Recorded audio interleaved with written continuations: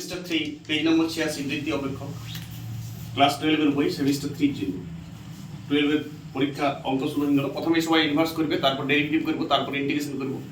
2 মাসের মধ্যে অঙ্ক বইটা শেষ করব।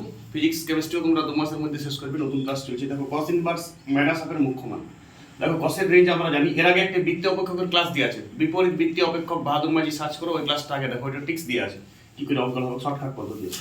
দেখো এর মান হচ্ছে এটা 0, এটা π/2, অল্প সংযুক্ত খণ্ড করে লিখতে হবে হালকা। 0 π/2 আর এদিকে হচ্ছে 3 π/2 আর এটা 2π। এদিকে থেকে ঘুরলে এটা মাইনাস হয়ে যায়, ক্লকে ঘুরলে মাইনাস হবে টেবিলে, তখন এটা মাইনাস π/2 ধরা হবে আর এটা প্লাস π/2 ধরা হবে, এটা মাইনাস π/2 ধরা হবে।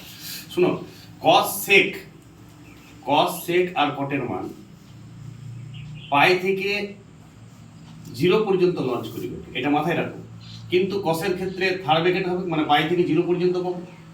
সেকের বেলা কিন্তু তুমি পাই থেকে 0 পাবো, কিন্তু π/2 টা পাবো না। এক্সপেক্ট π/2, মানে π/2 টা হবে না, মাঝেরটা হবে না। কটের মানটা হবে ফার্স্ট ব্র্যাকেটের মধ্যে পাই থেকে 0 এর মধ্যে, মানে ফার্স্ট ব্র্যাকেট π0 বাদ দিয়ে তাদের মাঝের সব অংশ পাবো। ফার্স্ট ব্র্যাকেট মানে এইটা, থার্ড ব্র্যাকেট মানে π0 সমেত।